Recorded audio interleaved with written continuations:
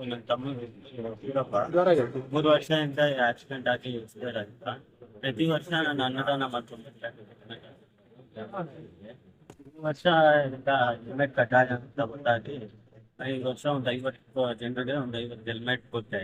ನಮ್ಮ ಮನೆಯಲ್ಲ ಯಾರ ಮನೆಯಲ್ಲೂ ಆಗಬಾರ್ದು ಅಂತ ಕೂಡ 50 ಜನ ಮನೆ ಹಿಂದೆ ಆಗಿರ್ತಾರ ಒಂದು ಉದ್ದೇಶದಿಂದ ಹೆಲ್ಮೆಟ್ ಕೊಟ್ಟೆ.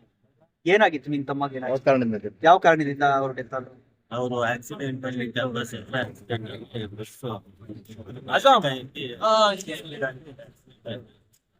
ಹೆಲ್ಮೆಟ್ ಹಾಕಿಲ್ಲ ಅವ್ರು. ಹೆಲ್ಮೆಟ್ ಹಾಕಿತ್ತು. ಅವತ್ತು ಹೆಲ್ಮೆಟ್ ಹಾಕಿದ್ರೆ ನನ್ನ ತಮ್ಮ ಅವ್ರಿಗೆ ಆಗ ಒಂದು 50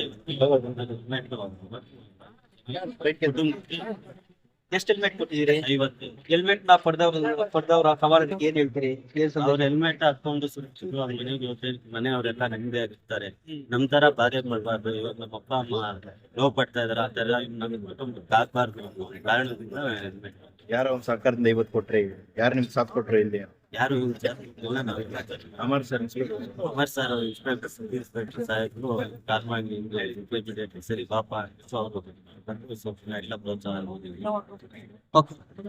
ಎಷ್ಟು? ನನ್ನ ಸಹೋದರನ 3ನೇ ಡೆತ್ ಆ್ಯನಿವರ್ಸರಿಯನ್ನು ಸೆಲೆಬ್ರೇಟ್ ಮಾಡ್ತಿದ್ದೀವಿ. ಸೊ ಪ್ರತಿ ವರ್ಷ ನಾವು ಒಂದಷ್ಟು ಜನ ಬಡ ಮಕ್ಕಳಿಗೆ ಜೊತೆಗೆ ಅನ್ನ ಸಂತರ್ಪಣೆಯನ್ನು ಮಾಡ್ತಿದ್ವಿ.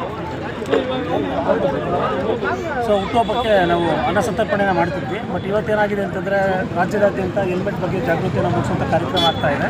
ಸೊ ನಮ್ಮ ಚಿಕ್ಕಬಳ್ಳಾಪುರ ಜಿಲ್ಲಾದಾದ್ಯಂತ 12ನೇ ತಾರೀಕು ಇದನ್ನು ವಿಜೃಂಭಣೆಯಿಂದ ಎಲ್ಲರೂ ಹೆಲ್ಮೆಟನ್ನು ಕಡ್ಡಾಯ ಮಾಡಬೇಕು ಅಂತ ಹೇಳಿದ್ರು. ಸೊ ಒಂದು ಹೆಲ್ಮೆಟನ್ನು ಧರಿಸಿದ್ರೆ ಒಂದು ಕುಟುಂಬ, ಒಂದು ಜೀವ ಉಳಿಯುತ್ತೆ. ಒಂದು ಕುಟುಂಬ ಉಳಿಸುವಂತಹ ಸೌಭಾಗ್ಯ ನಮಗೆ ಸಿಕ್ಕಿದೆ.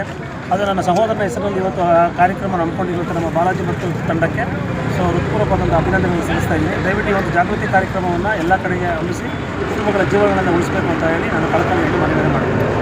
ಬಾಲಾಜಿ ಅವರು ಹೇಳ್ತಿದ್ರು, ನನ್ನ ತಮ್ಮ ಸಹೋದರನನ್ನು ಕಳ್ಕೊಂಡು 3 ವರ್ಷ ಕಳೆದಿದೆ. ಇವತ್ತು ಅವರ ಹುಟ್ಟುಹಬ್ಬವನ್ನು ಒಂದು ವಿಭಿನ್ನವಾಗಿ ಆಚರಣೆ ಮಾಡಬೇಕು ಅಂತ ಅಂದ್ಕೊಂಡಿದ್ದೀವಿ. ಕಾರಣ ಏನಂತಂದರೆ ಹೆಲ್ಮೆಟ್ ಅನ್ನೋದು ಒಂದು ಸಣ್ಣ ವಿಷಯನೇ. ಆದರೆ ಹೆಲ್ಮೆಟ್ ಧರಿಸಿದಾಗಂತ ಆಕ್ಸಿಡೆಂಟ್ ಆದರೂ ಸಹ ಜೀವಕ್ಕೆ ಹಾನಿಯಾಗೋದಿಲ್ಲ. ಸೊ ಒಂದು ಹೆಲ್ಮೆಟ್ ಒಂದು ಕುಟುಂಬವನ್ನು ಕಾಪಾಡುತ್ತೆ. ಸೊ ಆ ಕುಟುಂಬ ಅವ್ರ ಮೇಲೆ ಡಿಪೆಂಡ್ ಆಗಿರುತ್ತೆ. ಯಾಕಂದರೆ ಕಳ್ಕೊಂಡಿಲ್ಲ ಅಂತ ನಾವು ನಮಗೂ ಗೊತ್ತು. ಹಾಗಾಗಿ ಅವ್ರ ಹುಟ್ಟುಹಬ್ಬವನ್ನು ಈ ರೀತಿಯಾಗಿ ಆಚರಿಸಬೇಕು ಅಂತ ಅಂದ್ಕೊಂಡು ಇವತ್ತು ಆಚರಿಸ್ತಾ ಇದ್ದೀವಿ. ಸೊ ವಿಭಿನ್ನ ರೀತಿಯಲ್ಲಿ ಮಾಡ್ತಾ ಇದ್ದೀವಿ. ಇದಕ್ಕೆ ಸಹಕಾರ ಕೊಟ್ಟಂಥ ಬಾಲಾಜಿ ಮತ್ತು ಬಾಲಾಜಿ ಸ್ನೇಹಿತರು ಎಲ್ಲರಿಗೂ ಸಹ ಅವ್ರ ಹೃತ್ಪೂರ್ವಕವಾದಂಥ ಧನ್ಯವಾದಗಳನ್ನು ಅರ್ಪಿಸ್ತಾರೆ.